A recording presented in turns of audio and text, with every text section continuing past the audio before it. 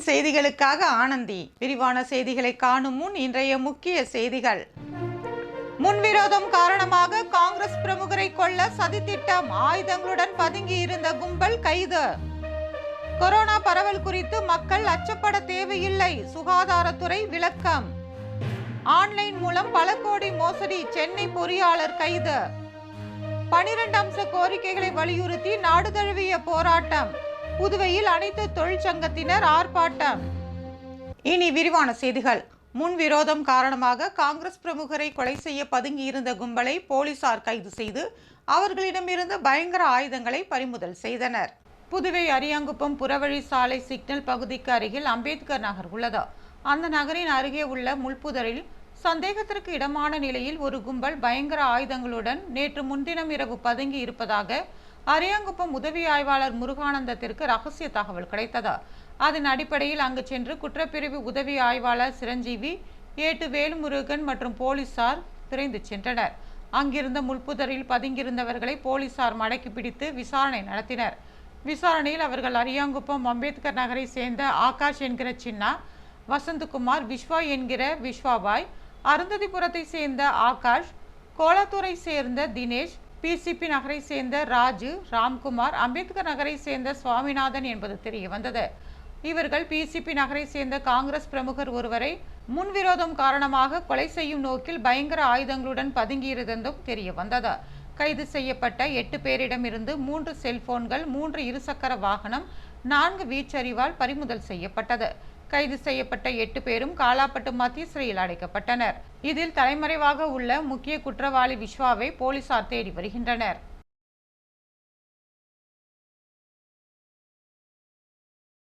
Corona பரவல் குறித்து பொதுமக்கள் அச்சப்பட தேவையில்லை என்று சுகாதாரத்துறை தெரிவித்துள்ளது. புதுச்சேரியில் சமீப காலமாக சளி, காய்ச்சல், இருமல் என அரசு மருத்துவமனைக்கு பொதுமக்கள் அதிக அளவில் சென்று சிகிச்சை பெற்று வருகின்றனர். இவர்களுக்கு டெங்கு, மலேரியா உள்ளிட்ட பரிசோதனைகள் செய்வது போன்று கொரோனா பரிசோதனையும் செய்யப்படுகிறது. கடந்த வாரம் 8 பேருக்கு கொரோனா தொற்று ஏற்பட்ட நிலையில் தற்போது 12ஆக உயர்ந்துள்ளது. இவர்கள் தனிமைப்படுத்தப்பட்டு அரசு மருத்துவமனையில் சிகிச்சை அளிக்கப்பட்டு வருகிறது. இந்நிலையில் செய்தியாளர்களிடம் பேசிய சுகாதாரத்துறை இயக்குனர் ரவிச்சந்திரன், தமிழகத்தில் உள்ளது போன்று அதிகப்படியான தொற்று புதுச்சேரியில் இல்லை என்றார். இதனால் மக்கள் அச்சம் கொள்ள தேவையில்லை என்றும், காய்ச்சலால் மருத்துவமனைக்கு வருபவர்களுக்கு தேவையான பரிசோதனை செய்யப்படுவதாகவும், தற்போது 12 பேருக்கு கொரோனா தொற்று ஏற்பட்டுள்ளதாகவும் தெரிவித்தார்.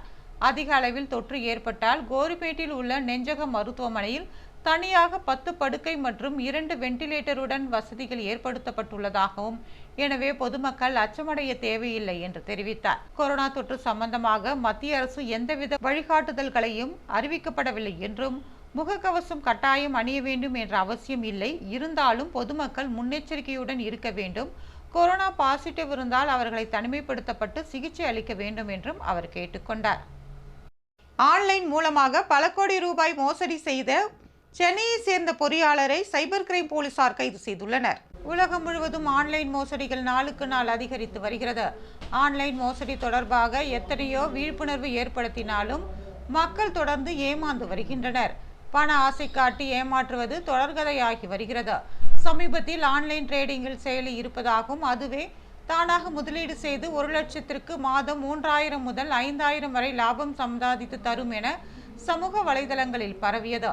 இதனை பார்த்த பலர் அந்த செயலியை பெற்றனர். புதுவையில் 100க்கும் மேற்பட்டோர் இந்த செயலியை பெற்றனர். இதற்கு 40,000 ரூபாய் கட்டணம் வசூலிக்கப்பட்டது. கட்டணம் செலுத்திய பின் அந்த செயலி வேலை செய்யவில்லை. இதனால் செயலியை விற்றவரை தொடர்பு கொள்ள முயற்சித்தனர். ஆனால் அவரை தொடர்பு கொள்ள முடியவில்லை. இதனையடுத்து தாங்கள் ஏமாற்றப்பட்டதை உணர்ந்து அவர்கள் சைபர் கிரைம் போலீசில் தகவல் தெரிவித்தனர். போலீசார் நவீன தொழில்நுட்பம் மூலம் மோசடி நபரை கண்டறிந்தனர்.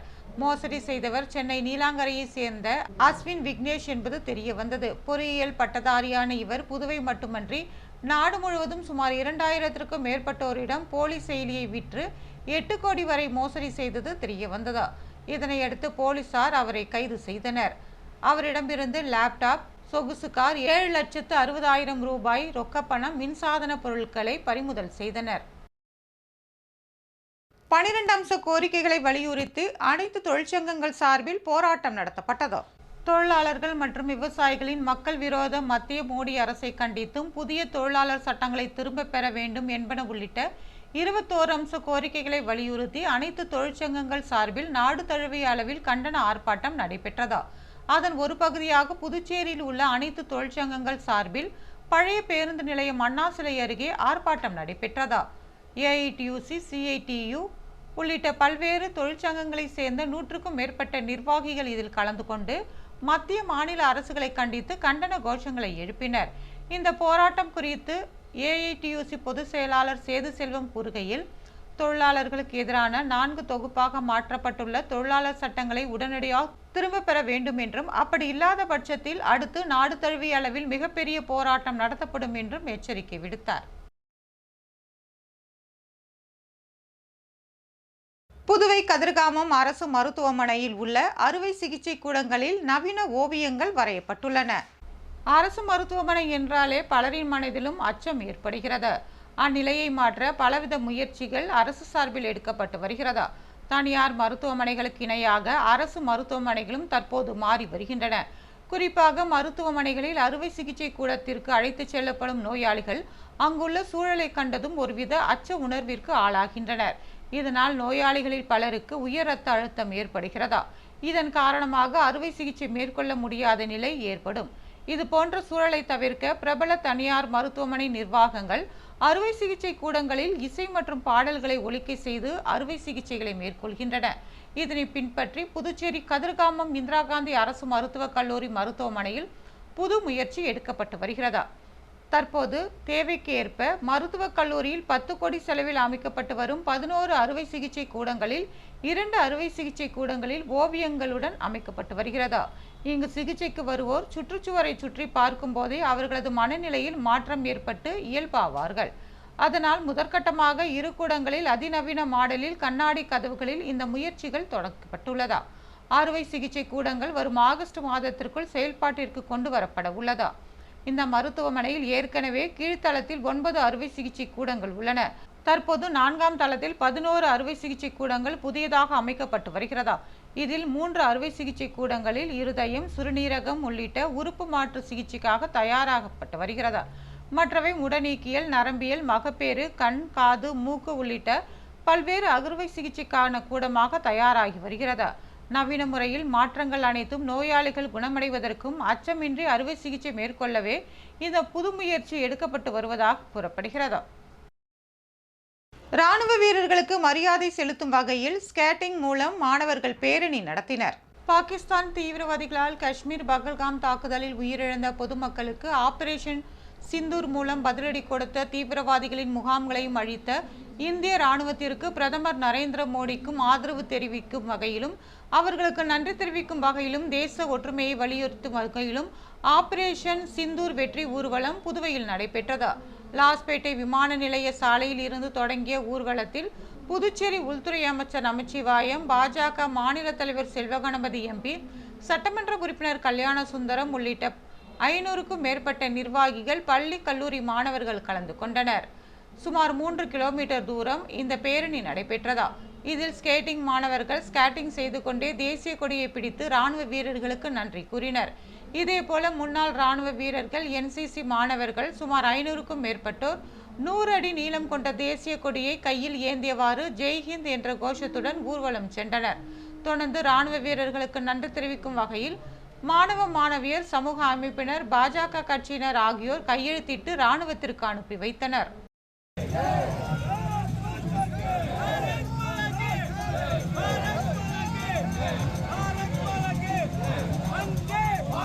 வளந்தரியா தொண்டு நிறுவனம் மூலம் ஏழை மாணவர்கள் ரீயூனியன் தீவிற்கு சென்று கலை நிகழ்ச்சிகளை நடத்தியுள்ளனர்.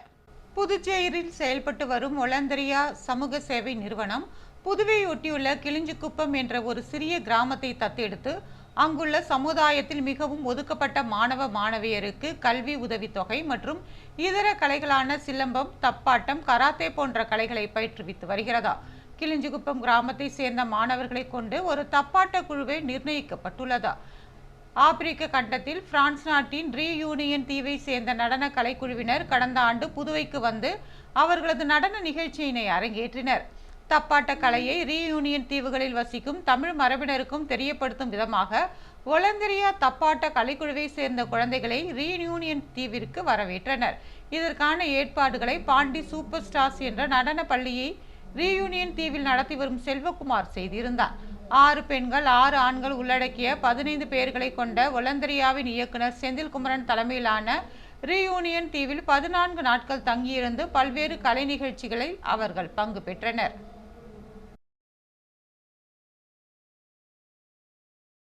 மரக்காணம் பாரதி பள்ளியை சேர்ந்த மாணவர்கள் பொதுத் தேர்வுகளில் அதிக மதிப்பெண் பெற்று சாதனை படைத்துள்ளனர்.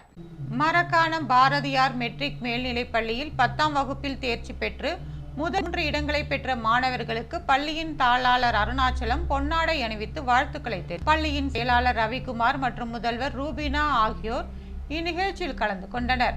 முதல் மதிப்பெண்ணை பெற்ற பிரியதர்ஷினி 461 மதிப்பெண்களை எடுத்து பள்ளி அளவில் முதல் மாணவியாக தேர்வு பெற்றார். இதற்கு உறுதுணையாக இருந்த பள்ளி தாளாளர், செயலாளர், முதல்வர் மற்றும் ஆசிரியர்களுக்கு நன்றி தெரிவிக்கப்பட்டதா. இந்த ஆண்டு 60% மாணவர்கள் 500க்கு 400க்கு மேல் மதிப்பெண்களை எடுத்து சாதனை படைத்துள்ளனர். அவர்களுக்கும் தாளாளர் வாழ்த்துக்களை தெரிவித்தார். குருமாம்பேட்டில் சாலை அமைக்கும் பணியினை அமைச்சர் சாய் ஜே சரவணன்குமார் தொடங்கி வைத்தார். வில்லியனூர் கொம்யூன் பஞ்சாயத்து அலுவலகம் மூலம் சட்டமன்ற உறுப்பினர் தொகுதி மேம்பாட்டு நிதியின் கீழ் குருமாம்பேட் கிராமத்தில் அமைந்துள்ள பாண்லேக்கு எதிரில் அமைந்துள்ள சாலைக்கு புதிய சாலை வசதி அமைக்கும் பணிக்கான பூமி பூஜை நடைபெற்றதா. இதில் ஆதி திராவிட நலத்துறை அமைச்சரும் ஊசுடு தொகுதி சட்டமன்ற உறுப்பினருமான சாய் ஜே சரவணன்குமார் கலந்து கொண்டு பூமி பூஜை செய்து பணியினை தொடக்கி வைத்தார். வில்லியனூர் கொம்யூன் பஞ்சாயத்து ஆணையர் ரமேஷ், உதவி பொறியாளர் ஹெலன் ஷர்மிளாநாதன், இளநிலை பொறியாளர் பிரதீப் குமார், ஊசுடு தொகுதி பாஜக ஒருங்கிணைப்பாளர் சாய் ஜே தியாகராஜன் உள்ளிட்ட பலர் இதில் கலந்து கொண்டனர்.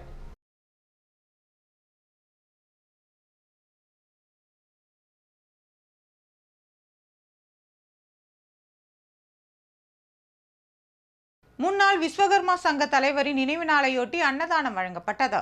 புதுவை வில்லியனூரில் உள்ள அண்ணா சிலை அருகே அமைச்சர் நமச்சிவாயத்தின் ஆதரவாளரும் முன்னாள் விஸ்வகர்மா தலைவருமான விஜயகுமார் என்கிற வேலுவின் 2ஆம் ஆண்டு நினைவு தினம் அனுசரிக்கப்பட்டது.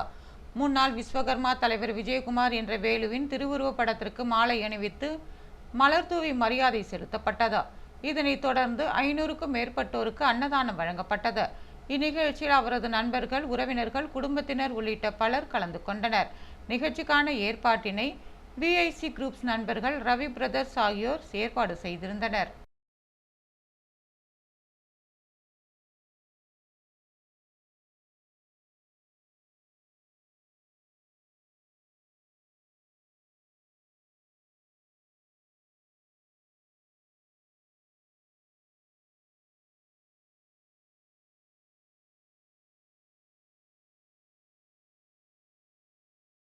கூனச்சம்பட்டில் பயிர்களை சேதம் செய்யும் பன்றிகளின் நடமாட்டத்தை தடுக்க வேண்டும் என்று விவசாயிகள் கோரிக்கை விடுத்துள்ளனர்.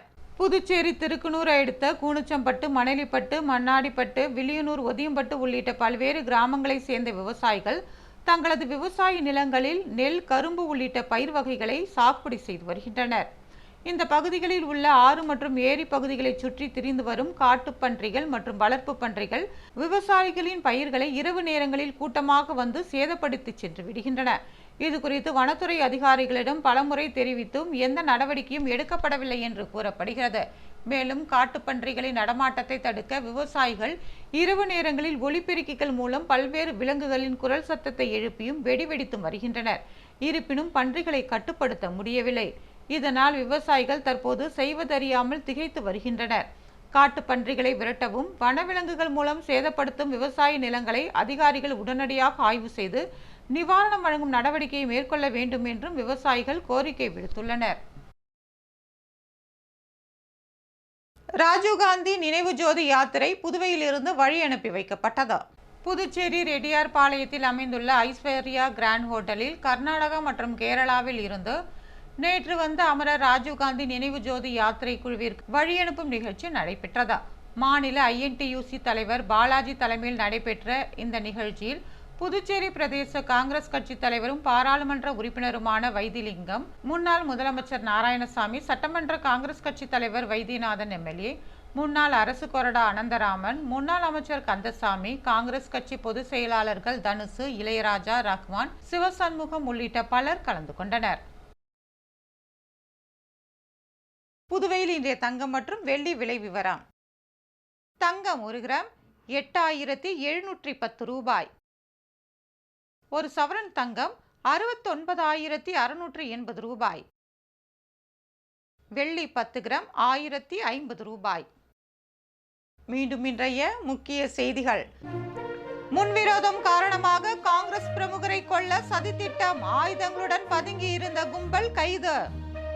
கொரோனா பரவல் குறித்து மக்கள் அச்சப்பட தேவையில்லை, சுகாதாரத்துறை விளக்கம். ஆன்லைன் மூலம் பல கோடி மோசடி, சென்னை பொறியாளர் கைது. 12 அம்ச கோரிக்கைகளை வலியுறுத்தி நாடு தழுவிய போராட்டம், புதுவையில் அனைத்து தொழிற்சங்கத்தினர் ஆர்ப்பாட்டம். இத்துடன் செய்திகள் நிறைவு பெறுகிறது. வணக்கம்.